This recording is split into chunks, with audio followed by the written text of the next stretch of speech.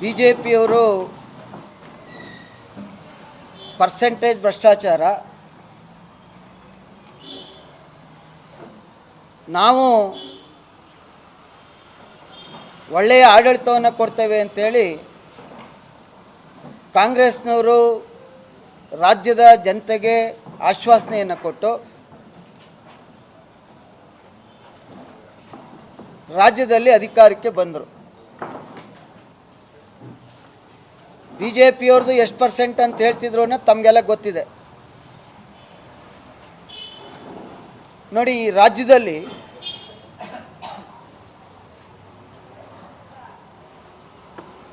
ಇವರು ಎಷ್ಟು ಪರ್ಸೆಂಟ್ ಭ್ರಷ್ಟಾಚಾರ ಮಾಡ್ತಾ ಇದ್ದಾರೆ ಅನ್ನೋದಕ್ಕೆ ಒಂದೆರಡು ಉದಾಹರಣೆಗಳನ್ನ ಕೊಡ್ತೀನಿ. ಮೊನ್ನೆ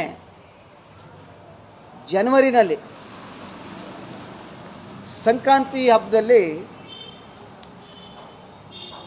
ಕೃಷ್ಣರಾಜನಗರ ವಿಧಾನಸಭಾ ಕ್ಷೇತ್ರದಲ್ಲಿ ಸಾಲಿಗ್ರಾಮ ತಾಲೂಕಿನಲ್ಲಿ ಚುಂಚನಗಟ್ಟೆಯ ರಥೋತ್ಸವ ನಡೀತದೆ. ಬಹಳ ವರ್ಷಗಳ ಕಾಲದಿಂದ ರಥೋತ್ಸವ ಪಿರಿಯಾಪಟ್ಟಣ ವೆಂಕಟೇಶ್ವರಾಗಿ MLA ಇದ್ದರು. ನಂತರ ಅದು ಕೃಷ್ಣರಾಜನಗರಕ್ಕೆ ಬಂದಾಗ 2008ರಿಂದ ನಾವು ಮಾಡ್ಕೊ ಬರ್ತಿದ್ದೋ KR ನಗರದಲ್ಲಿ. ಆಗ ಬಣ್ಣ ಹೊಡಿಲಿಕ್ಕೆ 25,000ದಿಂದ ಹಿಡಿದು ಹೈಯೆಸ್ಟ್ ಕೊಟ್ಟಿರ್ತಕ್ಕಂಥದ್ದು 1 ಲಕ್ಷ. ಸ್ನೇಹಿತರೆ, ಆಗ ನೋಡಿ, ಪೇಂಟಿಂಗ್ ವರ್ಕ್ ಚುಂಚನಗಟ್ಟೆ ಜಾತ್ರಾ GST ಹೊರತುಪಡಿಸಿ 5,27,639 ರೂಪಾಯಿ 22 ಪೈಸೆ. 5,27,000. ಇದಕ್ಕೆ ಮುಂಚೆ 1 ಲಕ್ಷ.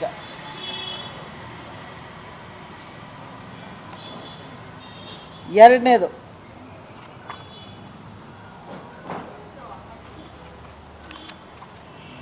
ಬ್ಯಾರಿಕೇಡ್ ಹಾಕ್ತಾರಲ್ಲ, ಆ ಬ್ಯಾರಿಕೇಡ್ಗೆ providing lighting system, sound system, other works on rental basis Chunchanagatte ಜಾತ್ರಾ 14,74,876 ರೂಪಾಯಿ.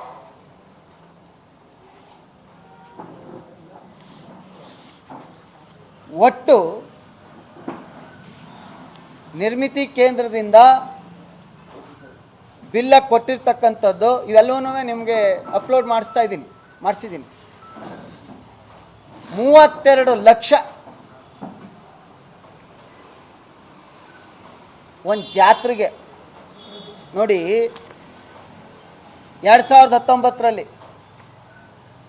4,47,000 ಎಲ್ಲ ಸೇರಿ.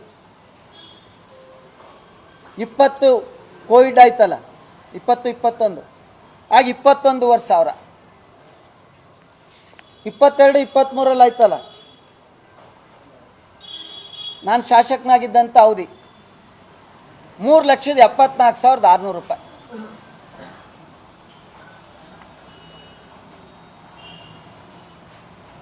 ಪಾಪ ಸಾಲಿಗ್ರಾಮ ತಹಶೀಲ್ದಾರರು ಕೊಟ್ಟಿಲ್ಲ ಇನ್ನೂ ಬಿಲ್ಲು. ದಿವಸ ಒತ್ತಡ ಅಂತೆ.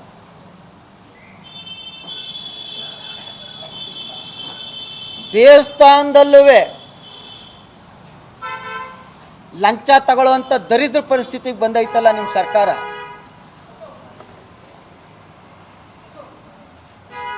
ಈ 32 ಲಕ್ಷ ಹಣ ಈ ಮಂಗಳಾರತಿಗೆ ದುಡ್ಡು ಹಾಕ್ತಾರಲ್ಲ, ಅದು 80 ಲಕ್ಷ ದುಡ್ಡಿತ್ತು.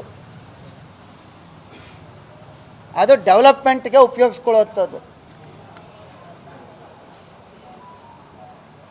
ಇದನ್ನು ಅದರಲ್ಲಿ ಡ್ರಾ ಮಾಡೋದು. ಇದು ಒಂದು ಕಡೆನಾ. ಇನ್ನೊಂದು ಕಡೆ ಕೆ ಆರ್ ನಗರದಲ್ಲಿ ಮಹಿಳಾ ಮತ್ತು ಮಕ್ಕಳ ಹಾಸ್ಪಿಟ್ಲು ಒಂದು ಜನರಲ್ ಹಾಸ್ಪಿಟ್ಲ್ ಇದೆ. ನಾನು 23ರಲ್ಲಿ ಬರುವಂಥ ಸಂದರ್ಭದಲ್ಲಿ ಕೊನೆಯಲ್ಲಿ ಜನ ಬಂತಾರೆ, ಎಂಟ್ರಿ ಫೀಸ್ ಕೊಡ್ತಾರೆ. ಅದು 60 ಲಕ್ಷ ದುಡ್ಡಿತ್ತು.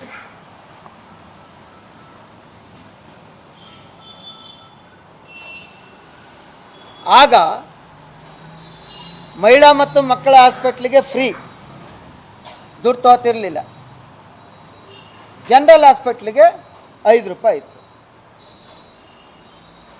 ಈಗ ಮಹಿಳಾ ಮತ್ತು ಮಕ್ಕಳ ಹಾಸ್ಪಿಟ್ಲಿಗೆ 10 ರೂಪಾಯಿ ಎಂಟ್ರಿ ಫೀಸು. ಆ 60 ಲಕ್ಷ ದುಡ್ಡಿಲ್ಲ.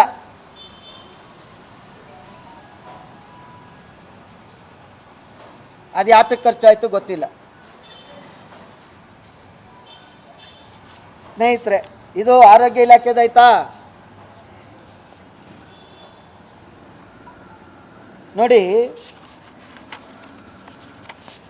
ಸಾಲಿಗ್ರಾಮ ಪಂಚಾಯತಿಲಿ, ಗ್ರಾಮ ಪಂಚಾಯತಿ, ತಾಲೂಕು ಕೇಂದ್ರ, ಈ ಥರ 34 ಅವೆ. ಅದರಲ್ಲಿ ಒಬ್ಬ PDO ಲೆಟರ್ ಬರೀತಾನೆ.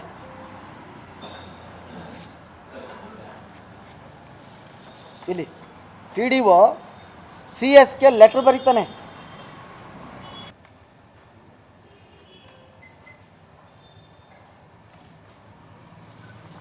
ಇದು ನೀವು ಹೇಳಬೇಕು.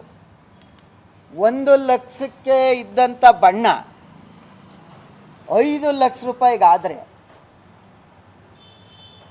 5,32,000 ಎಷ್ಟು % ಲಂಚ ಆಯಿತು? ಇಡೀ ಜಾತ್ರೆನ 4 ಲಕ್ಷ ಚಿಲ್ಲರೆಗೆ ಈ 3 ವರ್ಷದಲ್ಲಿ ಮಾಡಿರುವಾಗ ಬಣ್ಣಕ್ಕೆ 5 ಲಕ್ಷ ಚಿಲ್ಲರೆ ಆದರೆ ಇದನ್ನು ಯಾರನ್ನು ಕೇಳೋದು?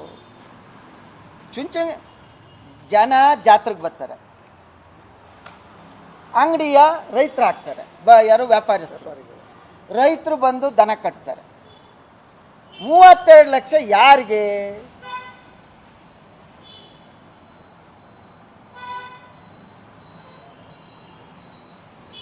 ₹10, ₹20 ಭಕ್ತರು ಬಂದು ಹಾಕಿರೋ ದುಡ್ಡನ್ನ ನೀವು ಡ್ರಾ ಮಾಡಿದ್ರೆ, ಪಾಪ ತಹಶೀಲ್ದಾರ್ ಬರ್ದಿದ್ದಾರೆ ಕೊಡೋಕ್ಕಾಗಲ್ಲ ಅಂತ, ಅವ್ರಿಗೆ ದಿನೇ ದಿನೇ ಒತ್ತಡ.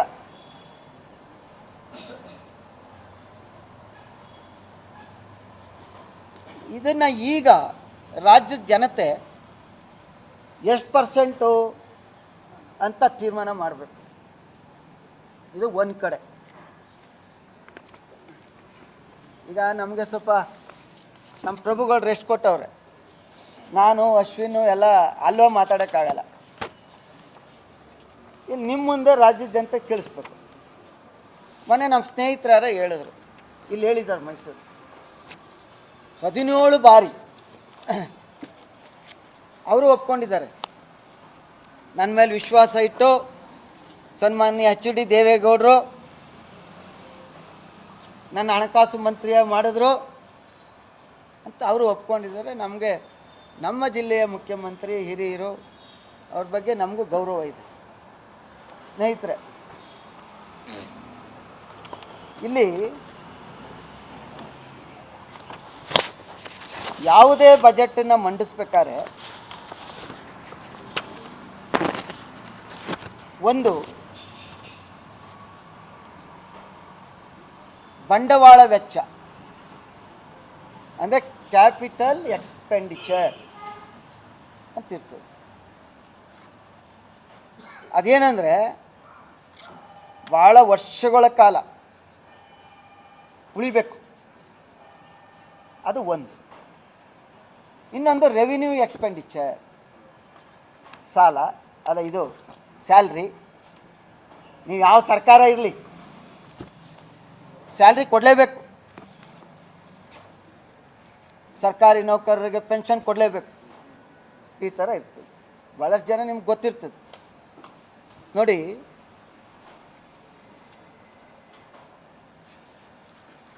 ಕುಮಾರಣ್ಣವ್ರು ಇದ್ದಾಗ ಮುಖ್ಯಮಂತ್ರಿಯಾಗಿ 18-19 ಪರಿಷ್ಕೃತ ಬಜೆಟ್ ಜುಲೈ 5ರಲ್ಲಿ 52,199 ಕೋಟಿನ ಕ್ಯಾಪಿಟಲ್ ಎಕ್ಸ್ಪೆಂಡಿಚರ್ಗೆ ಇಟ್ಟಿದ್ರು ಅವತ್ತು. ಅಂದರೆ 24% ಬಜೆಟಲ್ಲಿರ್ತಕ್ಕಂಥ ಅವರ 25% ಹಣವನ್ನು, ಅಂದರೆ 2,18,488 ಕೋಟಿ ಅವತ್ತು ಬಜೆಟ್ ಅವ್ರು ಮಾಡಿದ್ರು. ಅದರಲ್ಲಿ 24%ನ ಇಟ್ಟಿದ್ರು ಕ್ಯಾಪಿಟಲ್ ಎಕ್ಸ್ಪೆಂಡಿಚರ್ಗೆ. ಸ್ನೇಹಿತರೆ, ನಮ್ಮ 17 ಬಾರಿ ಮಂಡನೆ ಮಾಡಿರ್ತಕ್ಕಂಥ ಮಾನ್ಯ ಮುಖ್ಯಮಂತ್ರಿಗಳು ನಮ್ಮ ಸ್ನೇಹಿತರ ಮನೆ ಹೇಳಿದ್ದಾರೆ, ಚರ್ಚೆಗೆ ಬನ್ನಿ ಅಂತ. 2026-27ರಲ್ಲಿ 4,48,400 ಕೋಟಿ ರೂಪಾಯಿ ಬಜೆಟನ್ನು ಮಾನ್ಯ ಈಗಿನ ಮುಖ್ಯಮಂತ್ರಿಗಳು ಮಂಡಿಸಿದ್ದಾರೆ. ಅದರಲ್ಲಿ 74,682,74,000 ಕೋಟಿ ಇಟ್ಟಿದ್ದಾರೆ. 682 74,000. 4,48,000 ಕೋಟಿನಲ್ಲಿ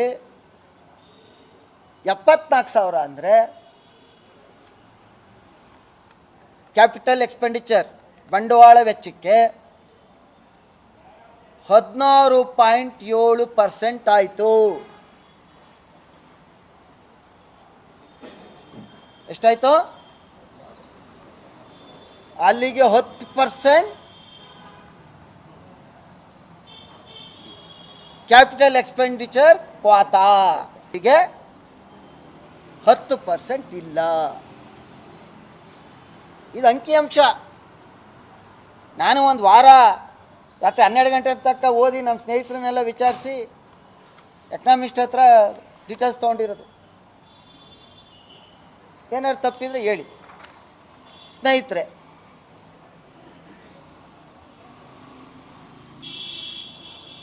ಇನ್ನೊಂದು ಕ್ಯಾಪಿಟಲ್ ರೆಸಿಪ್ಟ್ ಅಂತಿರ್ತದೆ. ಅದೇನೆಂದರೆ ಬಂಡವಾಳ ಸರ್ಕಾರಕ್ಕೆ ಸಾಲ, ಆಸ್ತಿ ಮಾರಾಟ, ನೀಡಿದ ಮರುಪಾವತಿಯಾದ ಪಾವತಿಯಿಂದ ಬರೆಯುವ ಹಣ. ಅದರಲ್ಲಿ ಕುಮಾರಣ್ಣರವರು 60ರಿಂದ 62,000 ಕೋಟಿ ಎಷ್ಟಿತ್ತು ಯಾವತ್ತೋ? ಅವತ್ತು ಯಾವುದೋ ಬಂಡವಾಳ ಸ್ವೀಕೃತಿ, ಕ್ಯಾಪಿಟಲ್ ರೆಸಿಪ್ಟ್. ನಮ್ಮ ಸಾಹೇಬರು ಮಾಡಿದಾರಲ್ಲ, ಈಗ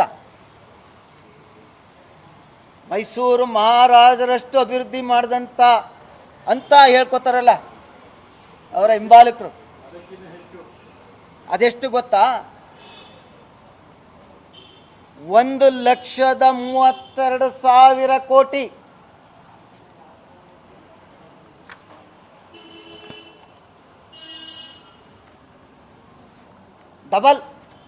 ಡಬಲ್ಗಿನ್ನ ಜಾಸ್ತಿ. ಸ್ನೇಹಿತರು ಪಾಪ ಇದಾದ್ಮೇಲೆ ಸ್ನೇಹಿತರೆ ಬಹಳ ಇಂಪಾರ್ಟೆಂಟು, ಕುಮಾರಣ್ಣರವರು ಮುಖ್ಯಮಂತ್ರಿ ಆದ್ರಲ್ಲ, ಅಲ್ಲಿವರೆಗೆ ಎಲ್ಲ ಮುಖ್ಯಮಂತ್ರಿಗಳುವೆ, ಬಂಗಾರಪ್ಪನವರು, ಅವತ್ತು ವೀರೇಂದ್ರ ಪಾಟೀಲ್ರವರು, ಯಾರ್ಯಾರು ಪುಣ್ಯಾತ್ಮರು ಮುಖ್ಯಮಂತ್ರಿ ಆಗಿದ್ರು ಅವರೆಲ್ಲರೂ ಮಾಡಿರ್ತಕ್ಕಂಥ ಸಾಲ 3,27,209 ಕೋಟಿ.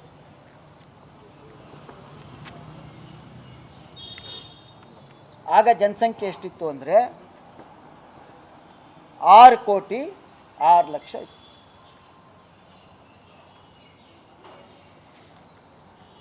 ಎಲ್ಲ ಮುಖ್ಯಮಂತ್ರಿಗಳು ಸೇರಿ